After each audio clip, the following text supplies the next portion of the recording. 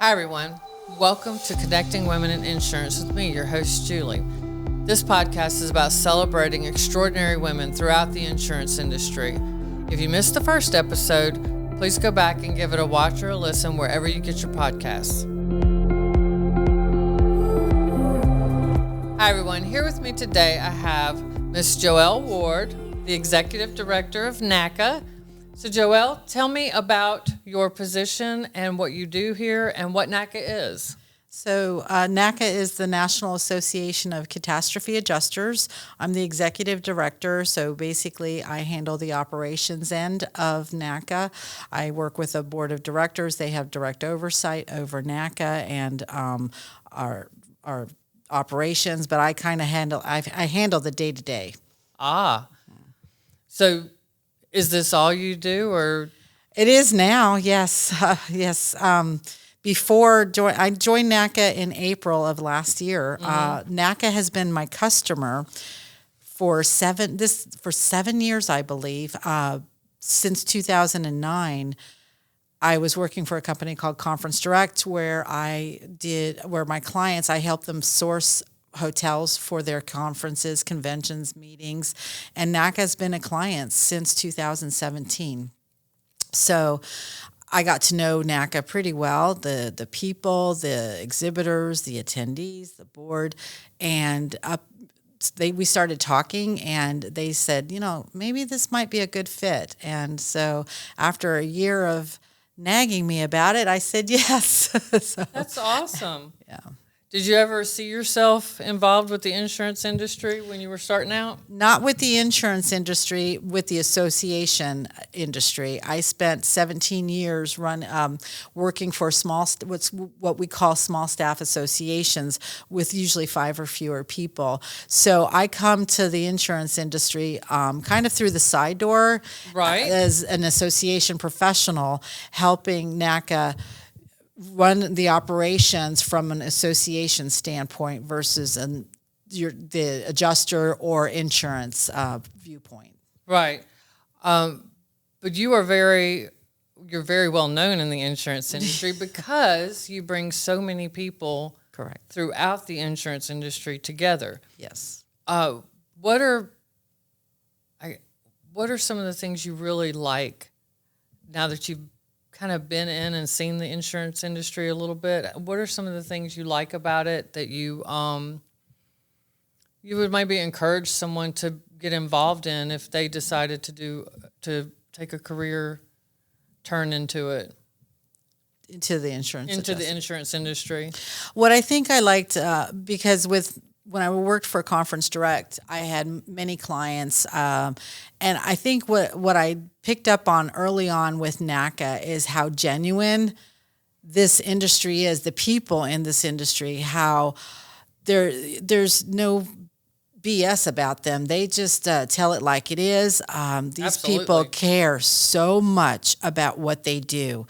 And that passion, I think, extended to, my passion in making it happen for them. Usually the convention, because I was working the convention just from the conference planning side up until last year. And I think what drew me mostly to them really was the people and how close-knit they are. This is a very tight-knit community. And also how willing they are to share their knowledge with everybody else, that especially new adjusters that come in. And it was really a great experience when I first came to my first one. It was interesting because one of the things I said to the former executive director at the time was, wow, there's a lot of men here and very few women. So one of the things that I did a couple years ago is I added a question to the registration form just to see how, because over the years I started seeing more women coming to the conventions. And so we're starting to see an uptick in females in the industry. And that's kind of nice too, because again, I want to empower and promote women as much as I can. Right. So tell me, I know, because you and I have talked before, that this job and putting this conference together at this level is very tasking. Mm-hmm. Not necessarily a bad thing. It's just it takes a lot of work and time. How do you balance home and work? I'm a workaholic, so I have a hard time actually balancing that. I do, I do work probably more. I mean, my sister called me a workhorse, and she just says, "You just don't stop." I mean, Right. it's in my nature. It's who I am. I thrive on it. I actually have a very understanding husband who really, he recognized that early on in me, that my work is very important to me. Right. I set my goals, my internal goals, and I strive to meet those goals. And so I do actually struggle, probably like many women do, struggle with balancing that and stepping away from work. I think because I work from home, it's actually not as difficult as maybe it is for women who have to go commute back and forth between office and home. So I do take time out from my day. I sometimes do not have a regular, 8 to 5 schedule. I take time, sometimes at noon. I do take time at noon to go away from my office. I get up and walk away from my desk. I have a 100-pound dog that I have to walk on a regular basis. I put my headphones in and I take calls sometimes to it, but that helps me, balance a little bit and take me away to recalibrate my brain. Yeah. What type of dog? He's a mix of everything, but mostly he's German Shepherd and Chow. I had him DNA tested. So, yeah. Nice. Yeah.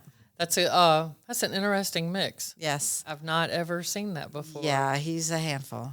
Yeah. But he's got a lot of energy. But he keeps me on my toes. And like I said, I think going on those daily walks, because I get phone calls from board members and from people, adjusters, exhibitors that call me all the time. I'm like, hey, I'm walking my dog right now. And so I think they're getting used to that because I still talk and, I work and talk and walk at the same time. So, Right. Yeah. I multitask. But that's good that you do that. Yeah. So let me ask you a question that I'll ask everyone. Did you ever, anytime in your career, did you ever make a mistake where you really thought you messed up so bad that you might get fired, or it was going to put you in a whole different position that you weren't going to like? But in the end, it turned out you learned something from it, and it taught you for moving forward? Yes. I mean, there was a time, and, I thought about this question, and again, it does put me in a really bad light, I guess, in a way. But when you're at an event, and this happened like 15 years ago, and I was, maybe even 20. I was sitting at a bar at a convention with one of my colleagues, and we just started having a conversation with a gentleman, and he asked us a question about somebody within the industry, and this was when I was working for an association, and we didn't have really nice things to say about that individual, and it came back that individual was meeting with that person the next day, and it got back to my boss, it got back to me, and I was mortified. I was just mortified at that. And so I called him directly, and I said, I profusely apologized. And what I discovered that day is, you can, how gossip, people gossip all the time and everything. You just got to be careful what you say. It taught me a valuable lesson, and one that I'm still hoping that I never, ever, ever do again. It was a lesson that I learned. You just don't do it. Yes. And, that has happened to all of us. And one thing, growing up, my mom would tell me, if you're not willing to say it, we've heard it, if you're not willing to say it to their face, don't say it behind their back. Yeah. Because it does. Because everybody does it. Everybody has done it. Yeah.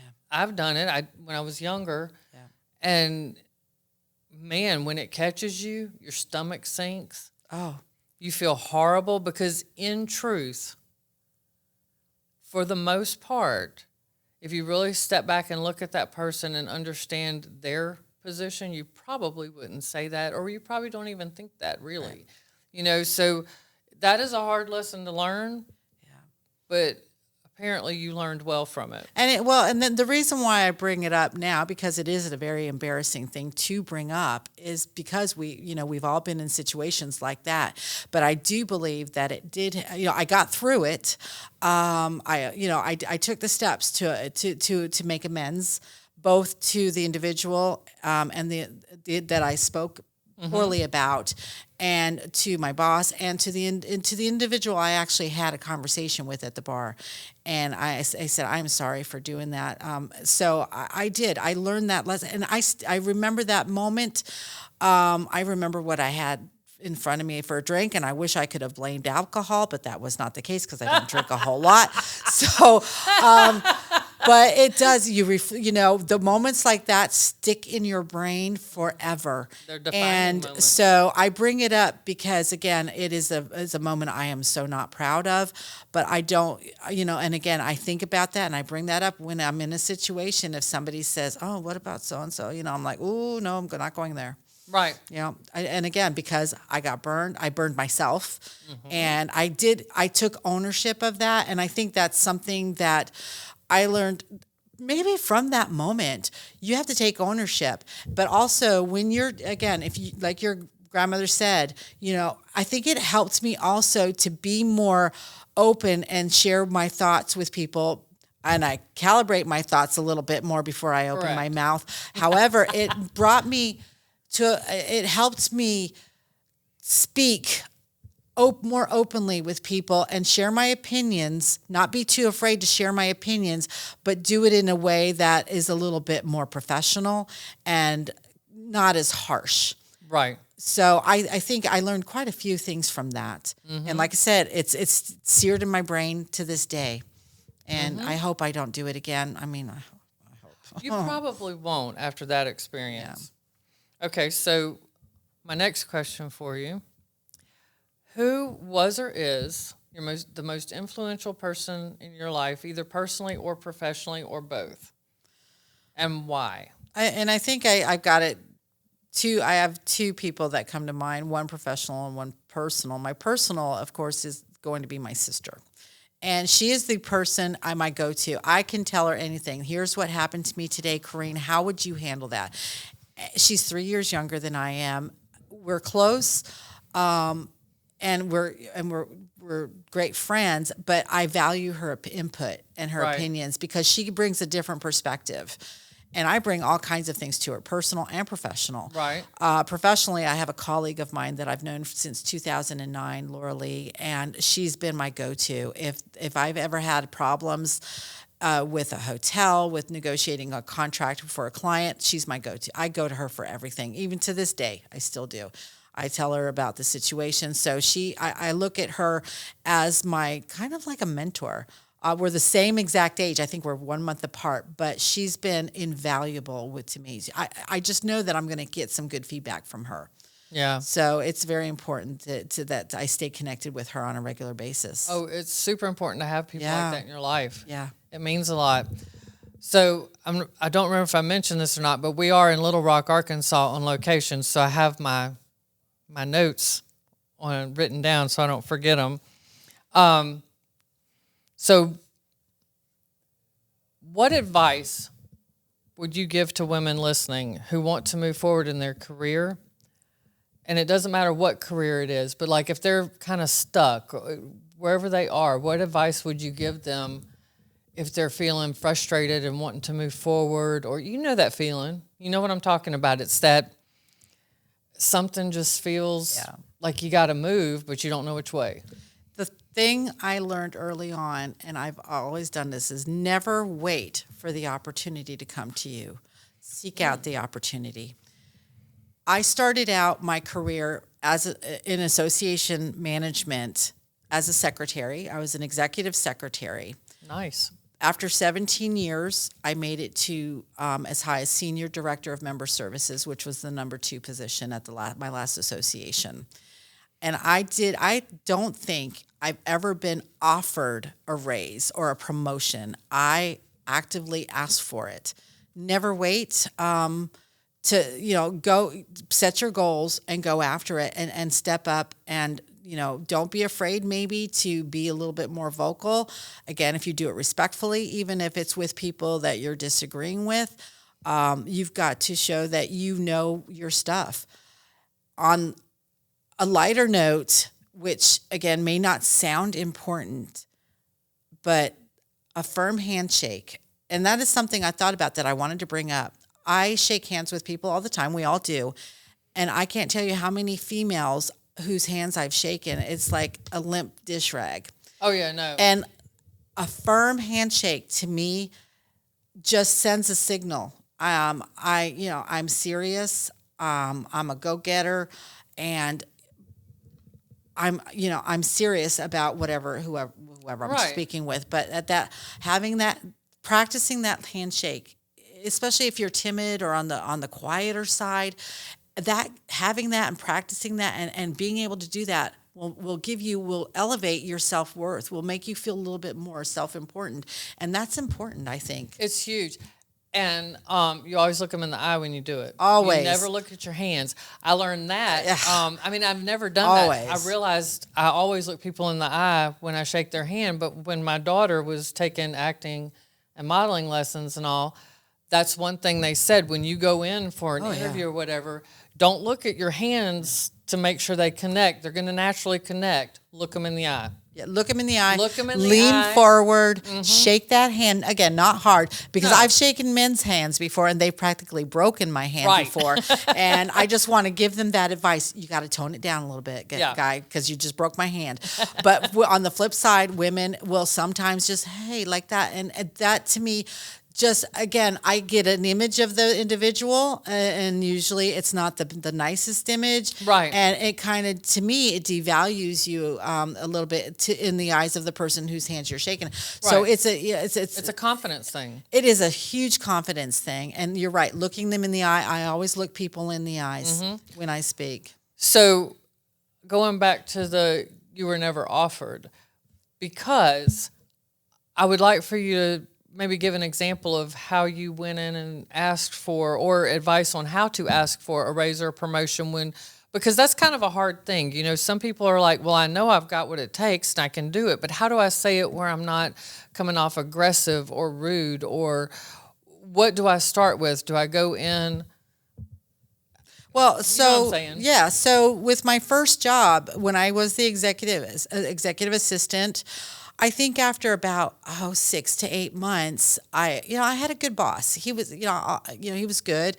And I said, Stan, I'd like to schedule an appointment with you. I wanted to talk to you about something. And so I immediately made it a request for a meeting. I didn't want to be distracted. I wanted his full attention. Right. So we set up our calendars, and I went in and I kind of said to him, I said, I seem to be doing a little bit more than what your standard secretary does.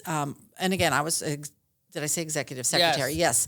I said, I seem to be doing a little bit more. And I just think that my title and position is better reflected and I came in with the idea of what I wanted to be. And it was, I believe, I asked for a coordinator. So the company was IRP Inc. And so I was executive secretary, and I said, my positions, I seem to be doing more than just what a standard secretary does. And I think the position of coordinator would probably better reflect what I do. Right. And I said, so I gave him the idea, and we talked about it, and he actually said yes. We changed my title. I actually got an increase.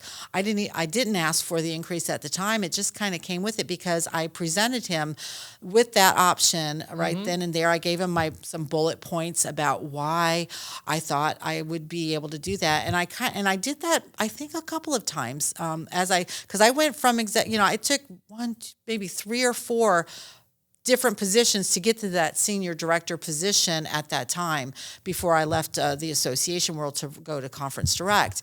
And it just worked every single time. I didn't wait. Absolutely. Another thing I have always done is when I've had a new boss, I've said throughout, our year, instead of getting before we get to my annual review, if I'm doing something wrong or incorrect or something that I just need to improve on, can you do me a favor and tell it to me immediately at the time? Because one of the last things I want to do is be surprised during my annual review. Absolutely. And a good boss will do that. A bad boss may not. Right. And, because I've had bad bosses Right. before too. And you learn from bad bosses just as much as you learn from good bosses. And my first boss, Stan, luckily for me, was really good. Yeah. I looked up to him, and he was good. And I had him for about 3 or 4 years. So I learned a lot from him. Right. So that's kind of what Craig has taught me. Come to me with the problem, but bring your solutions. Yeah. They may not be the right solutions, and we'll discuss them. We may have to adjust, but that's basically what you did. Here's the problem. I'm doing more than. This doesn't really reflect what I do, and here's the solution I see. Yeah. I love that. Yeah. Okay. Do you have any funny stories throughout the years? Oh, my Lord, I do. Funny stories. Oh, gosh, yeah.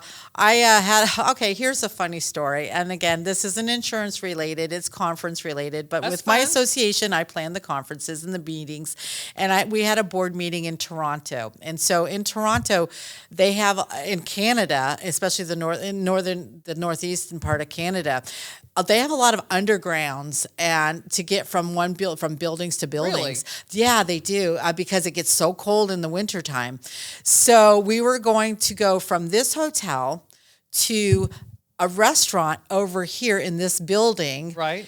And I said so there was a group of about 10 board members who wanted to go there a little bit early, and I was staying behind to wait for a couple of stragglers. So I said, hey, I know that you can get to this by going downstairs into the underground and getting over there to the restaurant into this building, which is, I would say, two blocks away. Right. And so they took off down into the underground, and I waited for the 3 or 4 people that were straggling. And so I said, well, we'll just walk across, because I said, it's over in that building over there. And as we're walking past, so each building, there are like stairs or escalators that go up and let you come out into the street. We're walking past, and all of a sudden I see these 10 people in this glass enclosure with a door that's locked, and they're like, we don't know how to get out of here. And I didn't know what to do. And to this day, I just die laughing. It was probably the funniest thing. And then also, because again, I have a pretty strong personality, and people just tend to, I say, okay, here's what we're going to do. And they're like, okay. And I was walking a group of people. We were walking to another restaurant across a big lane, a big road in Charlotte that had like 6 lanes. Right.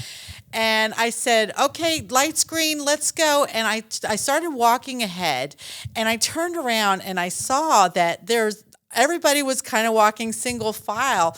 And I thought they looked like little baby ducklings. And I turned around halfway around. I went, whack, whack, whack, whack. And everybody just started laughing. That's funny. Yeah, it was just funny. Again, not everybody's a leader. Not everybody, some people are just happy doing things quietly. I just tend to, I speak my mind. And again, I just kind of just step up to the plate. Right. That's just my personality. Mm-hmm. And I love that. Yeah. Quack, quack. I still laugh to this day. So I'm like, whack, whack. Yeah. Okay, I'm going to ask you some. You don't know these questions. Oh, I'm going to boy. ask you a few quick questions. Okay. And so just answer me as fast as you can or Sure. whatever. Sure. Okay, so what is your favorite hobby or pastime? Traveling. History and traveling. Really? I'm actually half Belgian. Okay. My mother's from Belgium. I'm a military brat. My dad was an Air Force American. And so I was born in Brussels. I grew up mostly overseas. Mm-hmm. And so historical visits, that's all we did. So that is a huge passion. I still have a home there, and I go home about once or twice a year. And I have a passion for castle. Go to England. I mean, you can't spit without hitting a castle. So it's my go-to place all the time. Where's somewhere you haven't been that you really want to go? Japan. Japan is top of my list. Well, and Egypt. I don't know if you've ever seen the old Peter Ustinov movie, Death on the Nile. It's an Agatha Christie movie from 1978 or 79. I want to do a cruise on the River Nile. I mean, but That would be awesome. But Japan has just, ever since I've seen that movie Lost in Translation, I'm like, I want to go to Japan. And I have a good a good friend of mine who's been to Japan several times, and she's just told me so many wonderful things about it.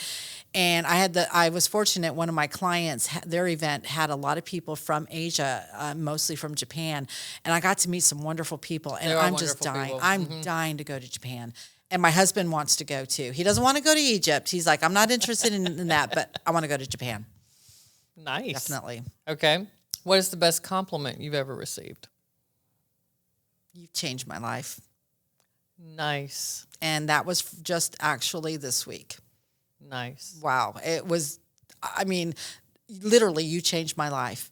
It was a new adjuster who has been, she's single mother, child with a 10-year-old boy, and we had several conversations about her career. I find that I get a lot of calls from new adjusters who are just starting out, and they just don't, they don't have the direction yet, Right. And so sometimes I feel like a therapist on the phone, and I helped her figure out how to get here.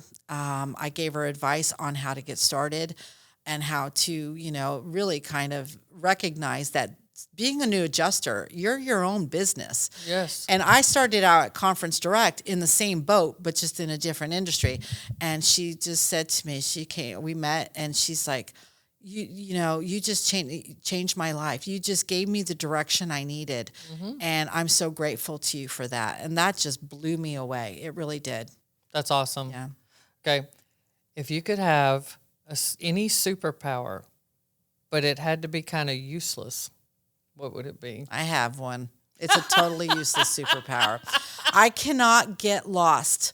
I have the inability to get lost. If I get in the car, I will get turned around and but I will always end up exactly where I'm supposed to be. That is hilarious that you asked me that question, because I tell people that I have the most useless ability that I can never monetize, that I can never make money on, but seriously, I can never get lost. That's awesome.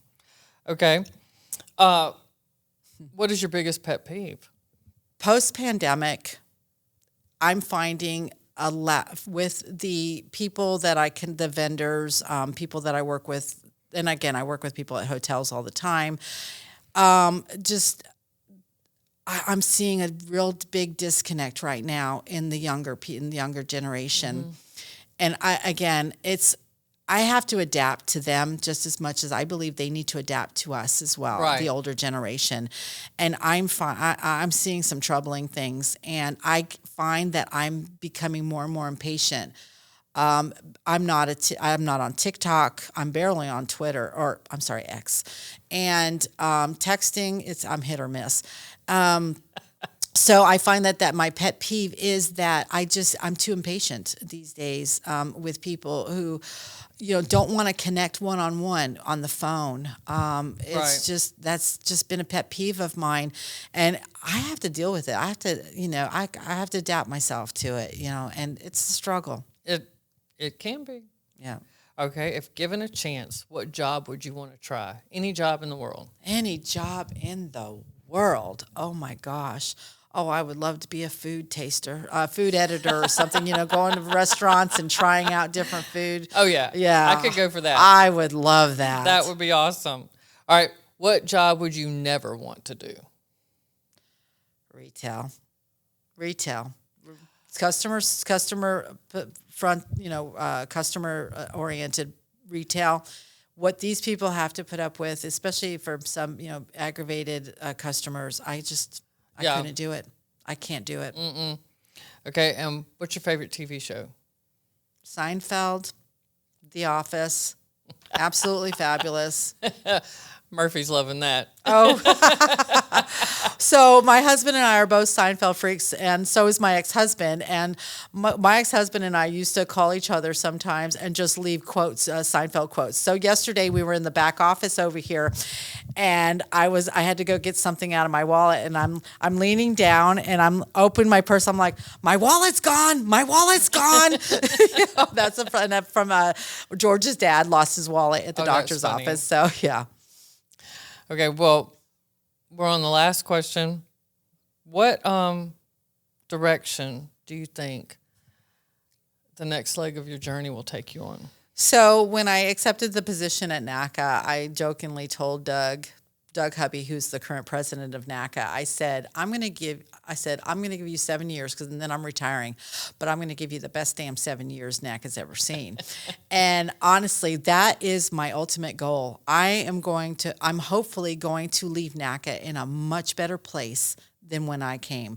Not that it's in a bad place now. Right. I think NACA is phenomenal. This year we're celebrating NACA's 50th convention. Next year we're actually going to be celebrating NACA's 50th year as an association. Nice. So it's been great. It's had its peaks and valleys. But I think we're on a high right now, and I want to continue that high. I want to bring all the knowledge, 17 years worth of association knowledge to NACA to make it better. I want to leave it in a good spot. What will you do then? Travel. Yay. I'll be traveling my goal is to have a home here in the U.S. because I'm a U.S. citizen, but to go back and forth between my home in the U.S. and my home in Belgium because Belgium is my touchstone. That's where I go. I have friends there from high school. I went to high school there. I am half Belgian. It's part of my culture. It's part of who I am. Yeah. And the food is phenomenal. Oh, yeah, I bet. I mean, I grew up on bread and butter. Oh, my gosh, the best. In the South, I did too. Okay. Yeah. So, one more thing. Sure. Is there a question you wish I would have asked you that I didn't, or anything else you'd like to say? Oh my gosh! To women out there listening. To women out there listening. I mean, I have so much to say. I gave quite a bit of feedback and everything. I just don't be afraid. Don't be afraid to ask for what you want. And this is a quote. I watch a lot of movies, and I love movies. But here's, one of the quotes from the Joy Luck Club is know your self-worth, know your value. And if you have to write them down, just write them down. But know your worth and bring that with everything that you do. I think it's important. Oh, absolutely. Well, Joelle, thank you so much for taking time out of your very, very busy week to meet with me and to give such great advice to the women out there listening. I truly appreciate this. Thank you so much, Julie. Thank you so much. Welcome. Well, that wraps up episode 2 with Miss Joelle Ward, who was a wonderful guest. If you enjoyed today's content, please feel free to like, subscribe, or leave me a comment. I will see you next time.